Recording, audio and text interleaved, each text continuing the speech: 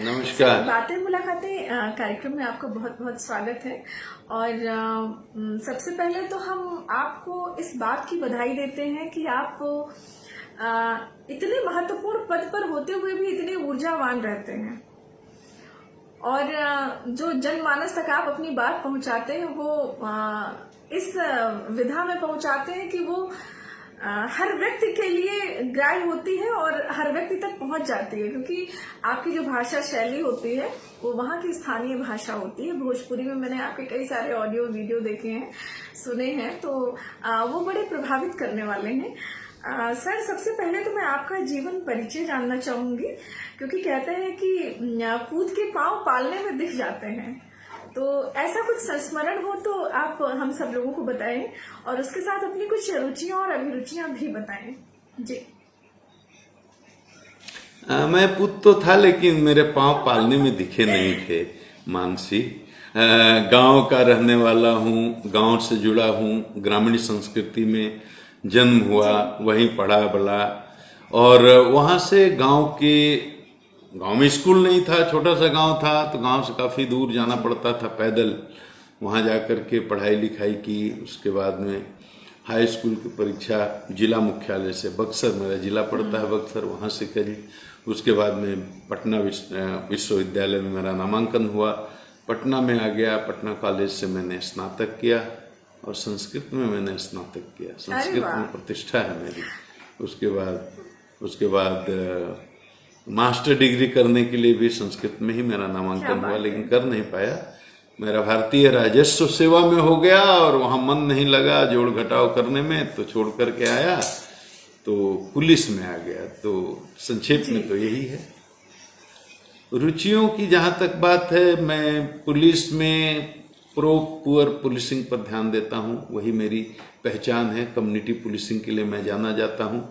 मुझे गरीबों का और जनता का डीजीपी कहा जाता है, क्योंकि मैं गांव में ठेले वालों के साथ, रिक्शे वालों के साथ, खुमचा बेचने वालों के साथ, गरीबों के साथ, मजदूरों के साथ, उनके साथ जुड़ा हुआ, बहुत गहराई से जुड़ा हुआ हूँ, दिल से जुड़ा हुआ हूँ। तो मुझे लोग जनता का डीजीपी कहते हैं। मैं 24 घंटे उनके बीच में रहता हूँ। 24 घंटे में 18 घंटा टाइम मेरा जनता के लिए होता है। तो मेरी रुचि लोगों से मिल करके उनके दुख दर्द को बांटने की, और थोड़ा बहुत साहित्य में रुचि है, थोड़ी सी अध्यात्म में भी रुचि है। संक्षेप में मेरा परिचय ही है। बहुत बहुत आभार सर, बहुत बहुत धन्यवाद सर। संस्कृत भाषा जो है वो देववाणी है, देवताओं की वाणी है, और संस्कृत किसी को बहुत अच्छी आती हो ये अपने आप में बहुत बड़ी बात है, क्योंकि और विषयों में अध्ययन करके उन्हें बहुत अच्छे से समझने में बहुत टाइम नहीं लगता। लेकिन संस्कृत वो भाषा है जो देवताओं की भाषा होने के साथ वो इतनी विशुद्ध वैज्ञानिक भाषा मानी जाती है, और वो सबके लिए बहुत आसान नहीं होती है। तो मैं आपको इस बात की बधाई देती हूँ कि पांडित्य का जो एक समूचा वैभव है वो आपके पास कहीं ना कहीं केंद्रित है। शुक्रिया मानसी, ऐसी कोई बात नहीं है, लेकिन तब ये जरूर कहूंगा कि संस्कृत संस्कार की भाषा है और वो संस्कार तो देती है, इसमें कोई शक नहीं। इस बात के लिए आपको बहुत बधाई कि आप कहीं ना कहीं से इस नई पीढ़ी के लिए एक बहुत बड़ी बात बता रहे हैं कि संस्कृत में आपने पीजी किया, और वो आपकी भाषा शैली में कहीं ना कहीं से दिख जाता है। जो आपका संस्कृत के प्रति जो आपकी विद्वता है वो दिख जाती है। सर, एक और बात कहनी थी कि ये जो आपका बिहार है, इतना बड़ा राज्य, और उसमें कोरोना का ये जो संक्रमण काल चल रहा है, और उसमें भी आप इतने महत्वपूर्ण पद पर हैं कि आप किसी एक जिले को, किसी एक मंडल को नहीं बल्कि पूरे के पूरे प्रदेश को देख रहे हैं। तो ऐसे में आपके सामने निश्चित रूप से बहुत सारी चुनौतियां भी होंगी इस समय, इस संक्रमण काल में। तो सर, कैसे उन चुनौतियों को देखते हैं?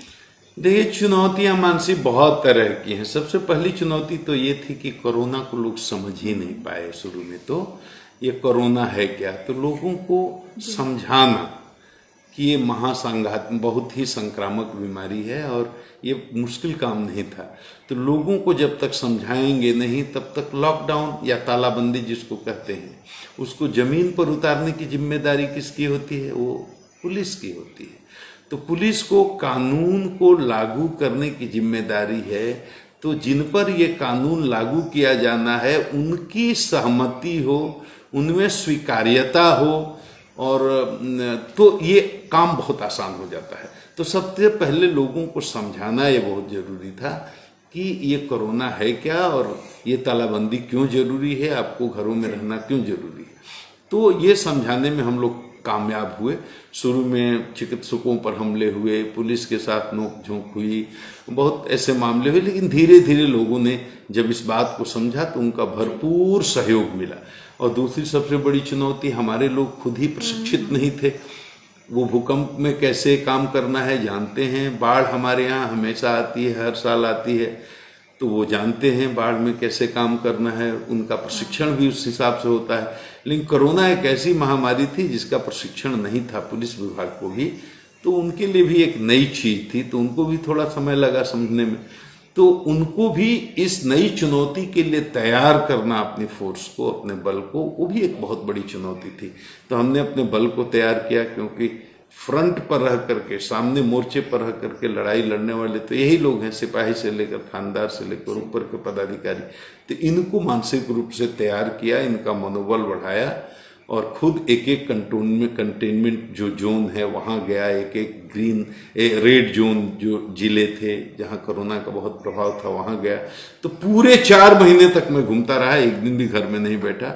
और जो सबसे कठिन परिस्थिति में सिपाही अपनी ड्यूटी कर रहा है, जाकर के उसकी पीठ थपथपाई, उसका मनोबल बढ़ाया, सिपाही से, चौकीदार से, थानेदारों से मिल करके और दूर से भी फोन से उनका मनोबल बढ़ाता रहा, और खुद मैं दौड़ता रहा। तो ये सब चुनौतियां तो थीं, चुनौतियां अभी बनी हुई हैं, इसमें हम लोग काम अभी भी कर रहे हैं। सर, चूंकि एक ऊर्जावान व्यक्ति और समझदार व्यक्ति का जो नेतृत्व होता है वो बड़ा अद्वितीय और बड़ा अद्भुत होता है। तो आपने जिस तरह लोगों को प्रशिक्षित किया, जिस तरह प्रशिक्षण दिया, उसी का ये प्रतिफल रहा, या उसी का ये प्रतिफल होता है कि आपके अंडर में, आपके नीचे जो भी लोग जुड़े हैं वो अपनी कार्यशैली को भली भांति समझते हैं और वो उस तरह से कार्य करते हैं। तो इसमें नेतृत्वकर्ता का भी बहुत बड़ा योगदान होता है कि वो अपनी पूरी टीम को लीड कैसे कर रहा है। और इस समय जो ये संक्रमण काल है, इसमें जो कुछ योद्धा है हमारे, वो बहुत मजबूती के साथ डटे रहे। उसमें से आपका एक डिपार्टमेंट है जिसने पूरी तरीके से हॉस्पिटल, चौराहों पर, गांव गली में, शहरों में, वो पूरी तरह से उन्होंने जिस तरह संभाला है, ये पुलिस जो है वाकई वंदनीय है। सर, एक और बात कहनी थी कि जैसे कहते हैं कि जो कानून है वो सबके लिए बराबर है, लेकिन एक दार्शनिक हुए हैं जिनका नाम है अफलातून। उन अफलातून जी ने लिखा कि कानून जो है वो मकड़ जाल है, जिसमें छोटे मोटे कीड़े मकोड़े तो फंस जाते हैं, लेकिन जो बड़े जीव होते हैं वो उस मकड़ जाल को तोड़ते हुए निकल जाते हैं। और आप चूंकि उस पद पे हैं, उतने महत्वपूर्ण पद पे हैं, इतने बड़े पद पे हैं, तो आप बेहतर बता सकते हैं। और हमने जो आपको समझा है वो ये है कि आप सिर्फ पुलिस डिपार्टमेंट की समझ नहीं रखते हैं, बल्कि आप बहुत अच्छे सामाजिक कार्यकर्ता के रूप में हैं। समाज के बीच में आप इतना ज्यादा उठते बैठते हैं, इतने सोशल हैं कि आप इस बात का जवाब बहुत अच्छे से दे सकते हैं, और बहुतों के लिए ये बात नजीर होगी। जिस दार्शनिक ने कहा मानसिक, तो उनका संकेत इस तरफ था कि कानून में बहुत लोचा है। लोचा मतलब कानून में जो छेद हैं उसकी तरफ उन्होंने संकेत किया। कानून, ये बात सही है कि कानून तो सबके लिए बराबर है, इसमें कोई दो राय नहीं, लेकिन ये सैद्धांतिक पक्ष है। व्यवहार में ये है कि जो पैसे वाले हैं या प्रभाव वाले हैं, ऊंचे पदों पर हैं, हर तरह से संपन्न हैं, तो वो निश्चित रूप से कानून के इस छेद का लाभ उठाते हैं और कहीं ना कहीं से वो उनको फायदा मिल जाता है। तो पूरे सिस्टम के दोष, माने व्यवस्था के जो दोष हैं उसकी तरफ उस दार्शनिक का इशारा था। और यह बात सही है कि व्यवहार में हम देखते हैं कि कानून सबके लिए बराबर नहीं है। जैसे ककड़ी के चोर को तो थाना में पिटाई करते हुए मैंने देखा है, लेकिन कभी हीरे के चोर को थाना में पिटाई करते हुए नहीं देखा है। तो ये बात है कि जो अपराध की एक संस्कृति है जिसके बारे में मैं कभी अलग से चर्चा करूंगा।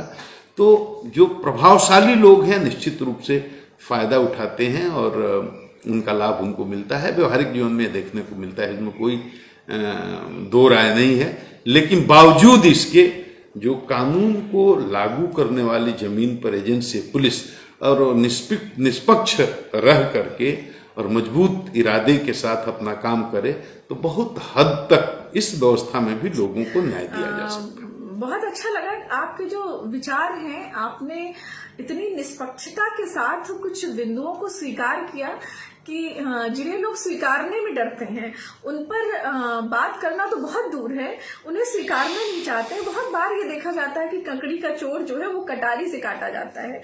तो ये अपने आप में बड़ा विरोधाभास सा लगता है कि नहीं, ऐसा नहीं होना चाहिए। न्याय व्यवस्था पर किसी ने लिखा सर कि न्याय मांगने गांव हमारे जब तहसील गए, न्यायालय खलिहान खेत घर गहने लील गए। तो न्याय की जो एक प्रक्रिया है वो एक लंबी प्रक्रिया होती है, काफी दूर तक चलती है, लेकिन सौभाग्य की बात यह है कि उसमें आप जैसे भी कुछ लोग हैं।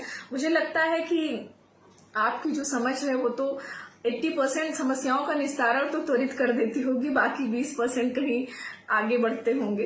तो सर मैं बहुत आभारी हूँ कि आपने इतनी निष्पक्षता के साथ, इतनी साफगोई के साथ हमारी बातों का जवाब दिया। सर एक बात और कहनी थी कि अभी आपका एक वीडियो आया था जो कानपुर के विकास दुबे प्रकरण में आपने अपनी कुछ बात रखी थी, अपराध को लेकर आपने अपनी बात रखी थी कि अपराधी कोई भी हो, उसका अगर अपराध तय हो जाता है तो उसको सजा देनी चाहिए। तो इस बात को लेकर कुछ ऐसा ही था, मुझे एकदम हूबहू वही शब्द नहीं याद आ रहे हैं। तो उस पर कुछ ब्राह्मण थे जिन्होंने विरोध भी जताया। तो मैं उस पूरे प्रकरण पर एक बार प्रकाश चाहूंगी, आप बेहतर बता सकते हैं कि उसमें क्या था। बड़ा ये भावनात्मक मुद्दा है और दुर्भाग्यपूर्ण स्थिति ये है कि मेरी बात को लोगों ने ठीक से नहीं समझा। जिन्होंने मेरी बात को ठीक से नहीं, ब्राह्मण होता कौन? ब्रह्म जानाति ब्राह्मण कहा गया शास्त्रों में, जो ब्रह्म को जानता है। तो हमारे यहाँ प्रकृति में 3 गुणों की चर्चा की गई है, सतोगुण की, रजोगुण की, तमोगुण की। तो सत्व प्रधान जिसमें है वो ब्राह्मण है, रज प्रधान जिसमें है वो क्षत्रिय है, सतरज का जिसमें मिश्रण है वो वैश्य है, और जिसमें तमोगुण की प्रधानता है उसे शूद्र कहा गया। मतलब ये बात बहुत अच्छी तरह समझ लेनी चाहिए। एक ही व्यक्ति, अब रावण तो ब्राह्मण कुल में उत्पन्न हुआ था, लेकिन तमोगुण की प्रधानता थी उसके अंदर। किसी स्त्री का अपहरण करना और ऋषियों को, संतों को कष्ट देना, पूरी दुनिया में अन्याय अत्याचार का प्रतीक बन गया था। उसकी भी हत्या करनी पड़ी, वध करना पड़ा भगवान राम को। तो रावण हमारे पूज्य नहीं हो सकते ना, आदर्श नहीं हो सकते ना। तो ब्राह्मण का मतलब है जिसमें सत्वगुण की प्रधानता हो। तो सत्वगुण की प्रधानता जिस व्यक्ति में होगी तो वो तो वंदनीय है, पूजनीय है निश्चित रूप से। रजोगुण की प्रधानता क्षत्रिय में होती है, जिसमें शासन करने की ये दक्षता होती है। और सत और रज का अगर मिश्रण है तो वैश्य है, और जिस व्यक्ति में तमोगुण की प्रधानता है तो उसी को शूद्र कहा गया। तो ये इसको समझने की जरूरत है कि अगर ब्राह्मण कुल में भी हम जन्म लिए हैं और तमोगुण से की प्रधानता हमारे अंदर है, हम चोरी करते हैं, डकैती करते हैं, लूट करते हैं, हत्या करते हैं, बलात्कार करते हैं, दूसरे को कष्ट देते हैं, तमाम दुनिया के निकृष्ट और जघन्य काम करते हैं, पाप कर्म करते हैं, तो हम ब्राह्मण कैसे हुए? अगर चेतना की बात है, ये पर्सनालिटी जो है, ये पर्सनालिटी ऊपर से जो दिखती है वो नहीं है। कोई गोरा है, कोई काला है, कोई लंबा है, कोई नाटा है, कोई मोटा है, कोई पतला है। ये हमारी आउटर पर्सनालिटी है। असली पर्सनालिटी तो है कि चेतना अंदर जो है उसका विस्तार कहाँ तक है। चेतना की ऊंचाई से व्यक्ति की ऊंचाई नापी जाती है।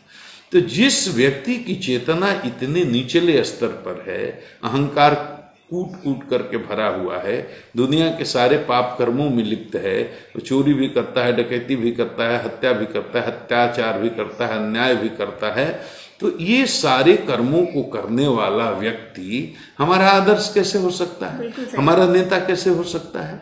हम उसकी अभ्यर्थना, वंदना और पूजा कैसे कर सकते हैं? उसको अपना हीरो कैसे बना सकते हैं? तो मेरी प्रतिक्रिया तो एक अपने आदरणीय वकील साहब के इस कमेंट पर थी, इस टिप्पणी पर थी कि वो ब्राह्मणों का शेर था। तो मैंने कहा भाई, ब्राह्मणों में एक से एक उत्कृष्ट लोग हुए हैं और आज भी हैं। हमारे आदर्श वशिष्ठ हो सकते हैं, हमारे आदर्श और ऋषि हैं वो हो सकते हैं, हमारे आदर्श तो आज भी समाज में पढ़े लिखे विद्वान सभ्य बहुत लोग हैं। तो आप किसी क्रिमिनल को, चोर को, डाकू को, हत्यारे को, पेशेवर अपराधी को अगर अपने जाति का हीरो बना लेंगे, उसकी पूजा वंदना अभ्यर्थना करेंगे, उसके पीछे गुलबंद होंगे और उसको अपने समाज का शेर कहेंगे, और ऐसा ही अगर हर जात के लोग करने लगे, जो आज करते भी हैं, तो उसका नतीजा क्या होगा? अपराध की संस्कृति फूलेगी फलेगी। तो अपराध की संस्कृति का एक विशाल वटवृक्ष है, उसकी एक छोटी सी टहनी था ये विकास दुबे। ऐसी बहुत शाखाएं हैं, बहुत टहनियां हैं। तो अपराध की संस्कृति के इस विशाल वटवृक्ष की जड़ों को हम जात, धर्म और मजहब का खाद पानी देकर सींचे नहीं। अपराधी कोई हो उसको अपराधी माना जाना चाहिए, ये मैंने कहा था। उसने तो 27 ब्राह्मणों की ही हत्या की थी, मैंने सुना। तो उसके प्रति हमारी कैसी सहानुभूति हो सकती है? और हम कैसे उसको शेर मान सकते हैं ब्राह्मण समाज का? वो ब्राह्मण समाज का ये मैंने कहा था। तो किसी को बुरा लगता है तो उसका मैं माफ मांगता हूँ। शेर के आदर्श कैसे हो सकता है?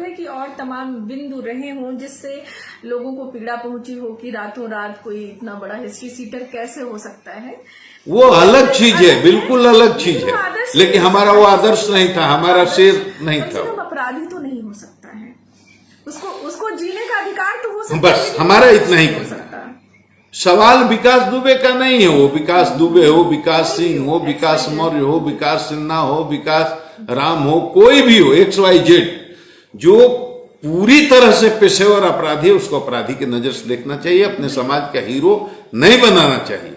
अगर हम जात के नाम पर, मजहब के नाम पर और दल के नाम पर पेशेवर अपराधियों को अपना शेर, अपना हीरो, अपना आदर्श बनाने लगेंगे, तो फिर समाज के पतन का रास्ता एकदम ऐसे ही पतनशील हो रहे हैं हम लोग, जात पात करके, तो और भी तेजी से पतन की तरफ समाज जाएगा। मेरे कहने का मतलब सिर्फ इतना ही हो गया। आपका वो जो भावार्थ था वो एकदम समझ में आ रहा है। वास्तव में उस वीडियो में उन वकील साहब की टिप्पणी नहीं आई थी, इसलिए लोगों में कहीं ना कहीं से तकलीफ थी कि आप ऐसी टिप्पणी कैसे कर सकते हैं। आपका ये वीडियो जब जारी होगा तो बहुत सारे लोग जो भ्रांति पाले बैठे हैं वो अपने आप उनकी भ्रांतियां अलग हो जाएंगी और वो सत्यता से परिचित हो जाएंगे।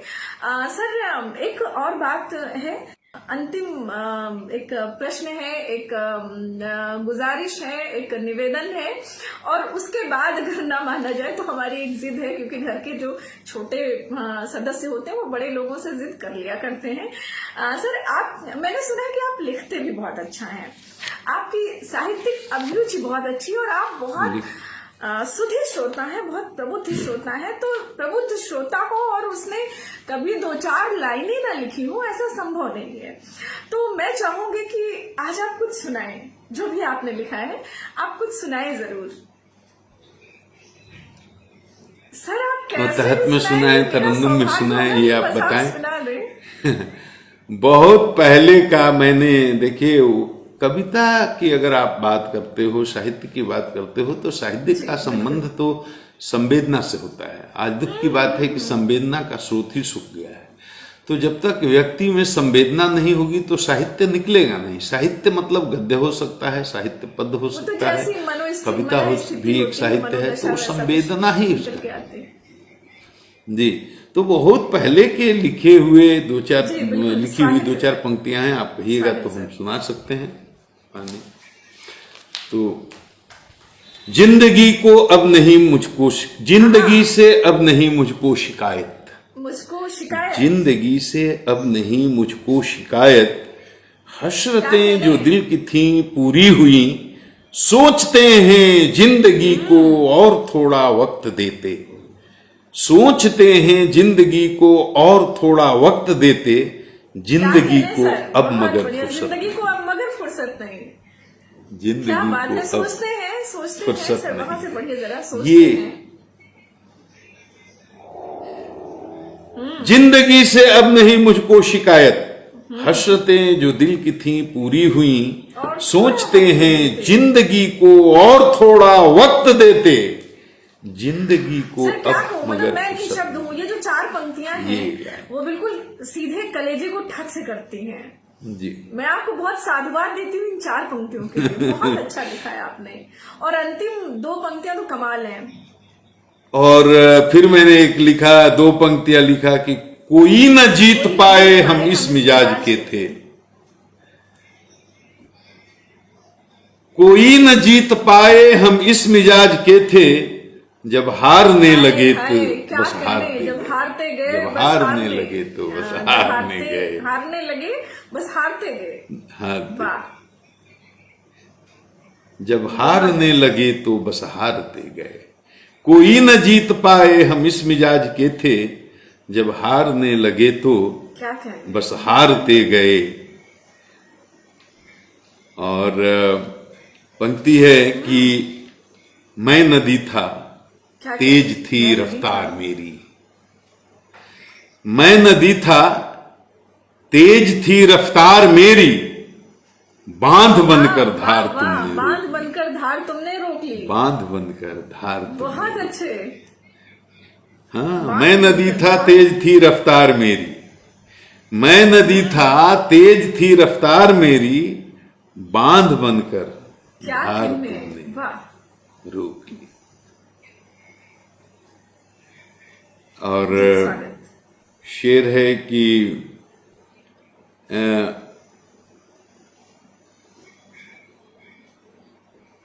वो गैर हो गए मन मानता नहीं, कि वो अब नहीं मिलेंगे ये सच जानता नहीं, ये मन मानता नहीं, ये मन मानता नहीं, कि वो अब नहीं मिलेंगे ये सच जानता नहीं, अब भी यही लगता है कि वो आसपास हैं, बदले हुए हालात को पहचानता अब भी यही लगता है कि वो बस आसपास है। हाँ, ये बहुत बढ़िया। हाँ। और एक मैंने लिखा था उसमें, आज के जो हालात हैं कि सांपों को अपने जहर से विश्वास उठ गया। वाह। जी, सांपों को अपने जहर से विश्वास उठ गया, आदमी के काटने से एक मरा पड़ा है सांप, बहुत आदमी के काटने से एक मरा पड़ा है सांप। और जी जी 4 पंक्ति आपकी इजाजत हो तो मैं तरन्नुम में भी आपको सुना देता हूँ। हालांकि ये 20 साल पहले की लिखी हुई है, और भी पहले की, 30 साल पहले की, आप समझिए 25 साल। लेकिन ये गीत है, मुझे बहुत प्रिय है, इसलिए मैं आपको सुनाता हूँ। मिल नहीं पाई उम्र भर प्रीत की पाती,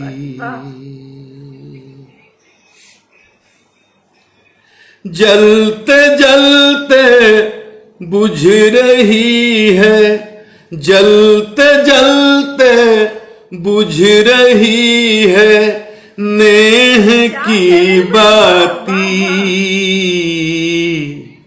मिल नहीं पाई उम्र भर प्रीत की पाती, भूख लगती है न लगती प्यास है, हर घड़ी दिल को किसी की आस है, भूख लगती है न लगती प्यास है, हर घड़ी दिल को किसी की आस है। आके उनकी याद मेरी, आके उनकी याद मेरी नींद ले जाती, मिल नहीं पाई उम्र भर प्रीत की पाती। अरे सर इतना अद्भुत है कि बस अब कैसा है? और प्रदेशों के डीजे सबसे पहले तो वो तरन्नुम में गुनगुनाने की कोशिश करेंगे, भले वो बाथरूम सिंगर हो। इस बसंती हवा में भी आग है, इस बसंती हवा में भी आग है, मेरा सावन जेठ दारुण फाग है। इस बसंती हवा में भी आग है, मेरा सावन जेठ दारुण फाग है। कुहू की कोयल, कुहू की कोयल वेदना के, कुहू की कोयल वेदना के गीत है गाती, मिल नहीं पाई उम्र भर प्रीत की पाती। बहुत बढ़िया, बहुत ही सुंदर। जलते जलते बुझ रही है, जलते जलते बुझ रही है नेह की बाती, मिल नहीं पाई उम्र भर प्रीत की पाती। अंतिम दो पंक्तियां हैं। मन में कुंठा और कुछ संताप है, क्या चित्रण है। मन में कुंठा और कुछ संताप है, जाने मेरा किस जन्म का पाप है। मन में कुंठा और कुछ संताप है, जाने मेरा किस जन्म का पाप है। पीड़ा ये पुरवाइयों में, पीड़ा ये पुरवाइयों में काश खो जाती, मिल नहीं पाई उम्र भर प्रीत की पाती। जलते जलते बुझ रही है, जलते जलते बुझ रही है नेह की बाती, मिल नहीं पाई उम्र भर प्रीत की पाती। आपको बहुत बधाई सर। और आपका तरन्नुम भी इतना अच्छा होगा इसके बारे में बिल्कुल दूर दूर तक कोई अनुमान नहीं था। जस्ट ट्राई किया है, चांस लिया है। आपको अच्छा लगा, बाकी लोगों को भी अच्छा लगे तो मुझे अच्छी खुशी होगी। वो प्रयोग किया है, इतने अच्छे तरन्नुम को आपने इस गीत में रखा है कि ये बिल्कुल मतलब बहुत अच्छा लग रहा है। और आपको इतने अच्छे स्वर के लिए भी मैं बहुत बधाई देती हूँ कि पुलिस डिपार्टमेंट में वो गर्जना, वो तेजस्विता और उसके साथ पानी जैसी विनम्रता, ये एक अद्भुत संयोग है। एक ईश्वर का बहुत सुंदर सा सम्मिश्रण है जिसने एक नाम तैयार किया कि गुप्तेश्वर पांडे, और जो इतने बड़े पद का बहुत अच्छे से निर्वहन करते हुए और इतनी सुंदर सी साहित्यिक अभिरुचियों से वो बिल्कुल एकदम ओतप्रोत हैं। ईश्वर की ये बहुत बड़ी अनुकंपा है और ईश्वर ने बहुत सारी समर वेकेशन खराब करके आपको बनाया होगा। तो मैं पुनः बधाई देती हूँ। आपके सुंदर शब्दों के लिए मैं कृतज्ञ हूँ। आपका बहुत मैं बहुत बहुत आभारी धन्यवाद हूँ कि आपका करता हूँ स्नेह मानसी मिला, जी। आपका समय मिला। और मैं फिर चाहूंगी कि फिर कभी वो अवसर आए जिसमें मैं आपसे जुड़ सकूं। ये मेरा सौभाग्य होगा।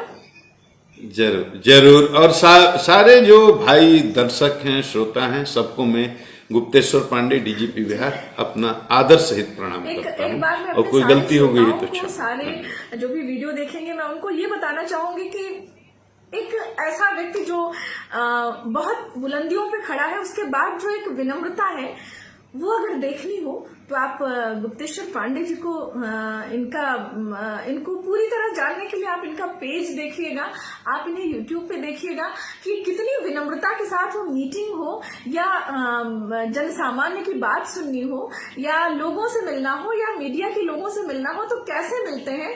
जो बहुत बुलंदियों तक जाना चाहते हैं वो जरूर एक बार गुप्तेश्वर पांडे सर को सुने। उन्हें बहुत अच्छा लगेगा कि लोग इतनी बुलंदियों पर पहुंचने के बाद भी इतने विनम्र होते हैं। अब तक उन्होंने पढ़ा होगा, सुना होगा, लेकिन वो देखने के लिए उन्हें एक आध बार यूट्यूब पे जरूर जाएं और जरूर देखें। मैं सर पुनः प्रणाम करती हूँ और पुनः आपको आभार व्यक्त करती हूँ। जी प्रणाम।